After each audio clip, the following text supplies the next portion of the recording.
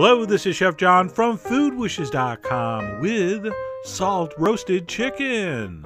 That's right, this is one of those rare recipes where the name of the dish is actually the same as the ingredient list. Because that's all we're going to use, salt and chicken. And you're going to be so shocked at how flavorful, how juicy, and how amazing this comes out. But just in case, to hedge our bets, I'm also going to show you how to make a super simple thyme butter sauce. So here we go. We're going to need one big chicken. This is about a 3.5 pound chicken. We're going to want to take that out of the fridge about an hour before we use it. We don't want this ice cold. We're also going to want to take a couple paper towels and make sure we blot off any moisture from the surface. And then you know me, I like to tuck my wing tips under. I think it looks better. And by better, I mean not obscene. And as you'll notice, we're going to place that in a large skillet. And yes, you can use a roasting pan or baking dish, but you're going to see why when we get to the sauce part, why this works so well.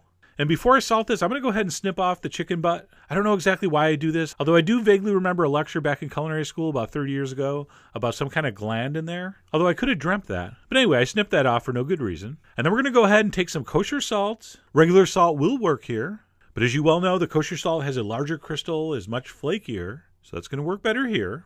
And we're going to start by generously salting the cavity. I'm talking about at least a teaspoon sprinkled in there. And then after internal salinization is complete, we're going to go ahead and flip it over. We're going to salt the bottom very generously. We're going to salt the sides. We're going to salt any nooks and crannies. Okay? And not just nooks and crannies. If you see a crevice, I want it salted. So basically, we're going to generously salt the entire surface except for the breasts. We're going to do that last. Because what I like to do before we salt the breast is tie the legs together. I guess I'm just afraid of moving the chicken and knocking the salt off the breasts. And with apologies to people like Thomas Keller and Jacques Pepin, I'm not going to trust this chicken.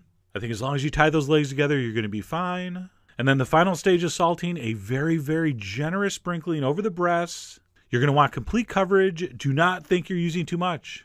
And I'm not sure what it is, but there's just something about this method that produces a really flavorful and juicy chicken. All right, it might be the way the salt transfers the heat, although there's another theory that it's actually the power of the crystals. Oh yeah, you remember back in the 80s when people would buy crystals because of their magical powers? Well, this chicken's going to be roasted with thousands of crystals on top of it. Imagine the power of that. But anyway, why this works is much less important than how it tastes, which is amazing. So make sure you have a nice substantial coating. And then before we put it in, I'm going to take a piece of paper towel. And I'm just going to brush out the excess salts. It's okay, it's piled up on the chicken, but we don't want too much in the pan because we are going to use this pan to make the sauce with later. And by the way, make sure at this point your oven is already preheated to 450. So we're going to brush out the excess. And then we're going to place that in the center of a very well preheated 450 degree oven. And we're going to roast that in that super hot oven for between 50 and 60 minutes approximately, or until the internal temp of the thigh is 160. And when it comes out, it should look something like this. Even though we didn't use any oil, it's nicely browned, and the skin should be fairly dry and crispy.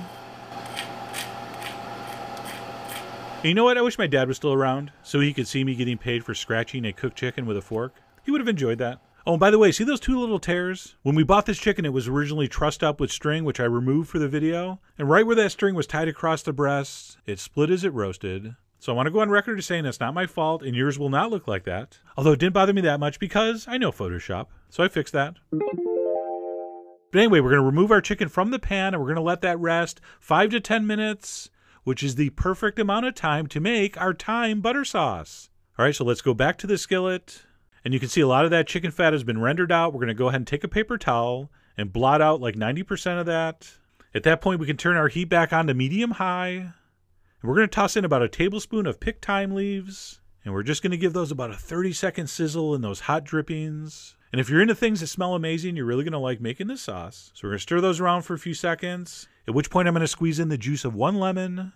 Okay, the key to a perfectly smooth and emulsified butter sauce is some acid. So I'm going to use lemon here. You could also use white wine. You could also use vinegar. Anything that has some acidity to it generally will work.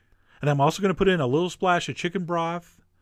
You can also put a little splash of water if you want. And by now that pan's heating up and those liquids are deglazing the bottom. So keep stirring it with a wooden spoon or spatula. It will come up to a simmer. And because we're using such a wide skillet, it's going to reduce very quickly. So just after like a minute or two of boiling, it's going to look like this. And at that point, I want you to turn the heat down to as low as it will go. And toss in a couple tablespoons of cold butter. And very important, when you first throw the butter in, you got to keep it moving. So keep stirring.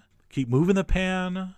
And as soon as that butter's about half melted, I like to pour in the juices from the chicken plate where our bird has been resting patiently. So we'll pour those in. That's going to thin things out a little bit. And then we'll keep stirring again, moving it again until all the butter disappears. And if at any point to adjust the consistency you need to drip in a little more stock or water, go ahead.